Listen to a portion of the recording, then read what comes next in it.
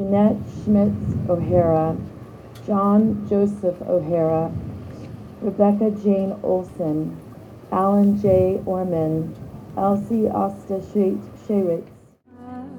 I am here because it's not very often that there's an airplane crash, 230 people die, and you knew 10% of them. I used to work for TWA. I knew a lot of people on the airplane. I remember that night like it was yesterday because I was working that night too.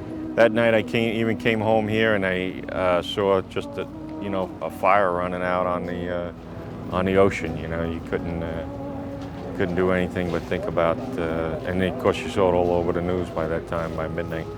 It's kind of like 9/11. You will always remember where you were when you heard it. When it first happened, we just knew it was our flight. We didn't know who was on it.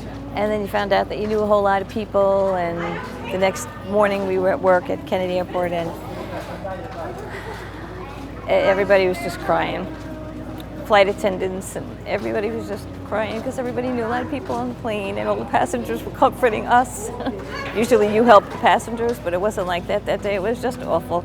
We were going to go out on my husband's boat that night, and we decided not to. Our friend who we were going to go out with saw something go off in the sky and saw something come down and saw it. The beach had all Coast Guards up and down, and it was just so horrifying and traumatic, and it brought all different kinds of people together, the people that were families of the victims and the people that were pulling people out of the water. I am in maintenance. I worked for 43 years for the TWA. It was great people to work with, a real fellowship amongst all different departments, which is very rare in the airline industry. But it's a great place to bring peace and solace to the tragedy that went on that night. Sad, but as I say, we'll remember the people that were there and carry on their strength and their spirit for living. Well, it's kind of like once a year you celebrate your birthday and it's real happy. Well, once a year we celebrate this.